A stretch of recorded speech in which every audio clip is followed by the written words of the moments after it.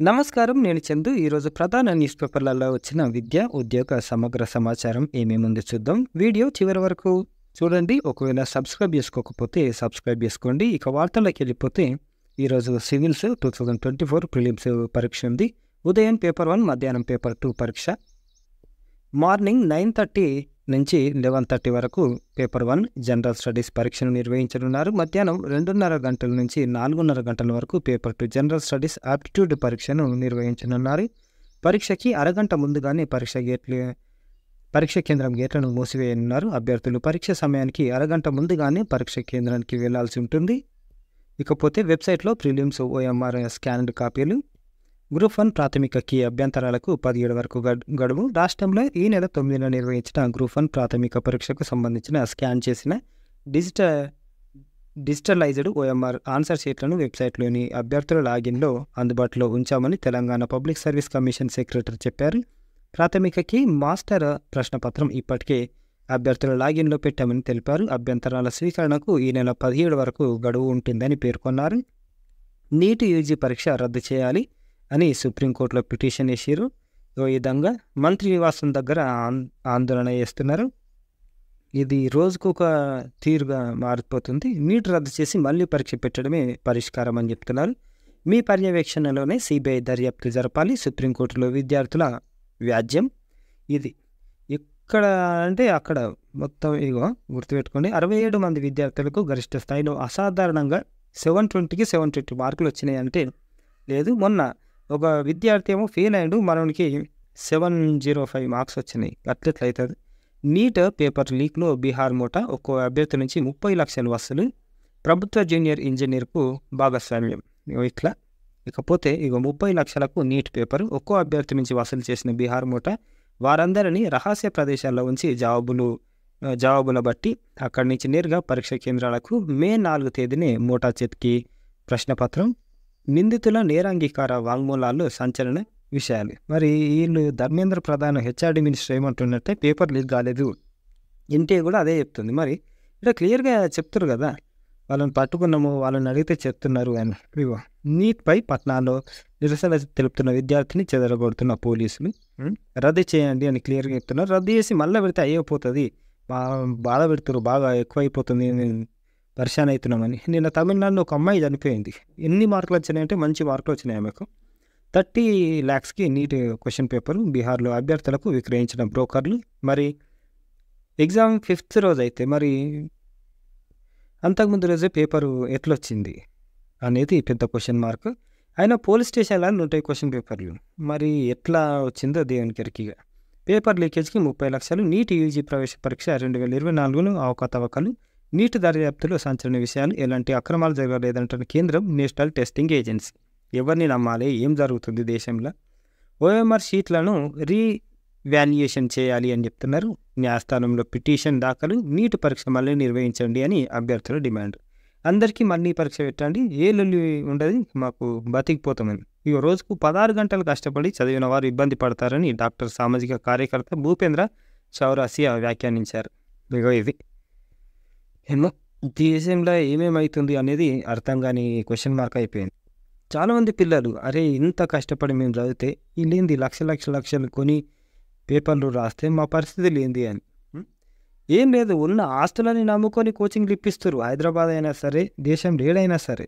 అది రాజస్థాన్, కోట అయితే ఇంకా ఘోరం. ఇక అడ్మిషన్ రద్దు చేసుకుంటే పూర్తి రిఫండ్, ఫీజు రిఫండ్ అని చెప్తున్నారు. కాలేజీలు, యూనివర్సిటీలో అడ్మిషన్లు, మైగ్రేషన్లు సెప్టెంబర్ 30 నాటికి రద్దు చేసుకున్న విద్యార్థులకు వారు చెల్లించిన ఫీజును పూర్తిగా ఇచ్చేయాలని యూజీసీ తెలిపింది. అక్టోబర్ 31 నాటికి రద్దు చేసుకున్న వారికి 1000కి మించకుండా తగ్గించుకొని మిగిలిన ఫీజును తిరిగి ఇచ్చేయాలని చెప్పింది. మార్గదర్శకాలు, ప్రాస్పెక్టస్, నోటిఫికేషన్ షెడ్యూల్లో ఇది ఉన్నప్పటికీ ఈ విధంగా ఫీజును రిఫండ్ చేయాలని వివరించింది.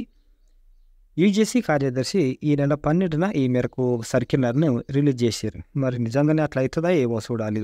యూజీసీ నెట్ అడ్మిట్ కార్డుల విడుదల. యూజీసీ నెట్ 2024 అడ్మిట్ కార్డులు రిలీజ్ చేశారంట. ఈ నెల 18న 83 సబ్జెక్టులో ఈ పరీక్ష ఉంటుంది. అధికారిక వెబ్సైట్ యూజీసీ నెట్ NTA.ac.inలో అప్లికేషన్ నంబర్, పుట్టిన తేదీ ఎంటర్ చేసి హాల్ టికెట్లను డౌన్లోడ్ చేసుకోవచ్చని ఎన్టీఏ తెలిపింది. అడ్మిట్ కార్డుతో పాటు అండర్టేకింగ్ను కూడా డౌన్లోడ్ చేసుకోవాలని సూచించింది. డౌన్లోడ్ చేసుకోవడంలో ఏదైనా ప్రాబ్లం అయితే ఈ నంబర్లను సంప్రదించవచ్చు, లేదు అంటే ఈ మెయిల్ ఐడికి మెయిల్ చేయొచ్చు. ఇక తెలంగాణ విషయానికి వస్తే హెల్త్ ఫస్ట్ ఇక వరుసగా నోటిఫికేషన్లు 5,348 పోస్టుల భర్తీకి ఆర్థిక శాఖ గ్రీన్ సిగ్నల్. ఎన్నికల నోటిఫికేషన్తో ఆగిన నియామకాలు కోడ్ ముగియటంతో ప్రభుత్వం ప్రత్యేక దృష్టి. 531 సివిల్ అసిస్టెంట్ సర్జన్లు ఉన్నాయి, 31 స్టాఫ్ నర్సులు, 193 ల్యాబ్ టెక్నీషియన్ల నియామకం. మెడికల్ హెల్త్ రిక్రూట్మెంట్ బోర్డు కసరత్తు చేస్తుంది, మరి ఎప్పుడు ఇస్తారో నోటిఫికేషన్ త్వరలో ఇచ్చేటట్టున్నారు. ముగిసిన దోస్త్ 2024 రెండో విడత వెబ్ ఆప్షన్ల ప్రక్రియ. 18న సీట్ల కేటాయింపు. మొదటి విడతలో 76,290 మందికి సీట్ల కేటాయింపు అయింది. రెండో విడతలో 42,116 వెబ్ ఆప్షన్లు. 18న సీట్ల కేటాయింపు ఉంది. క్రీడా పాఠశాలల్లో ప్రవేశాలకు ఎంపిక ప్రక్రియ పోటీలు. ఎక్కడి నుంచి అంటే ఇది వరంగల్ నుంచి, ఆదిలాబాద్ నుంచి కూడా ఇంకో పేపర్లు ఇచ్చారు. ఇవో నెహ్రూ స్టేడియంలోని ఎక్కడ హన్మకొండ జవహర్లాల్ నెహ్రూ స్టేడియంలో ఈ నెల 28, 29 తేదీల్లో 4వ తరగతిలో ప్రవేశాల కోసం బాలబాలికలకు వివిధ సామర్థ్య పోటీలు ఉంటాయి.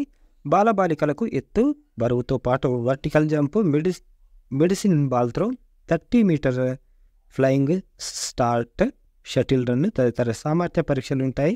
పూర్తి వివరాలకి ఈ నంబర్లను సంప్రదించవచ్చు. ఇకపోతే జపాన్లో పనిచేసేందుకు నర్సింగ్ అభ్యర్థులకు అవకాశాలు. ఈ నెల టామ్కామ్ నుంచి ఈ నెల 20వ తేదీ చివరి తేదీగా గుర్తించారు.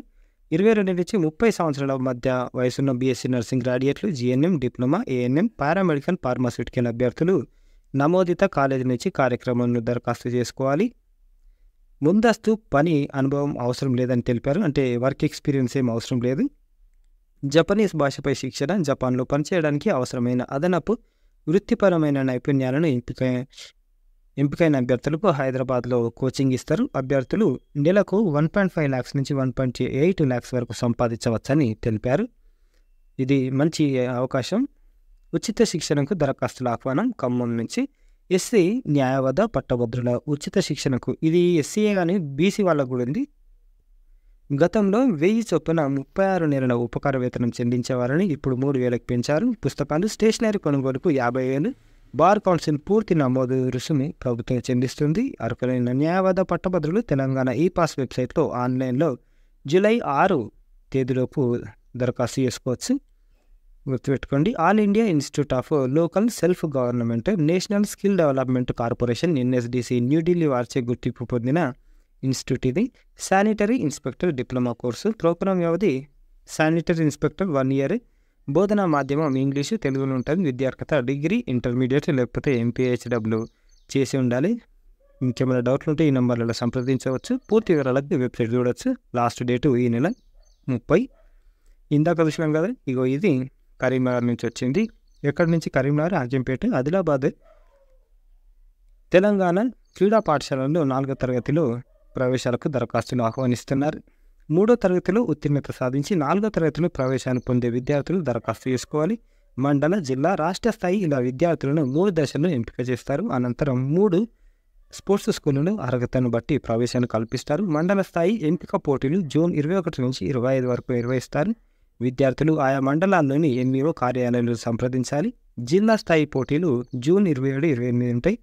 ఇవి కరీంనగర్లోని డాక్టర్ బిఆర్ అంబేద్కర్ స్టేడియంలో జిల్లా యువజన క్రీడా శాఖ అధికారి ఆధ్వర్యంలో నిర్వహిస్తారు. ఎంపిక పోటీల్లో పాల్గొనే విద్యార్థులు బర్త్ సర్టిఫికేట్ ఎక్కడెక్కడ ఉండాలంటే 1/9/2015 నుంచి 31/8/2016 అట్లా ఉండాలి. 4th క్లాస్ చదువుతున్న స్టడీ సర్టిఫికేట్ అంటే బోనాఫైడ్ తోటి ఎంపిక పోటీలకు రావాలని సూచించారు. విద్యార్థులు ఈ అవకాశాన్ని సద్వినియోగం చేసుకోవాలని చెప్పారన్నమాట. ఇగో ఇది అంటే స్పోర్ట్స్ స్కూల్లో చదువుకుంటే మంచి లైఫ్ ఉంటుంది.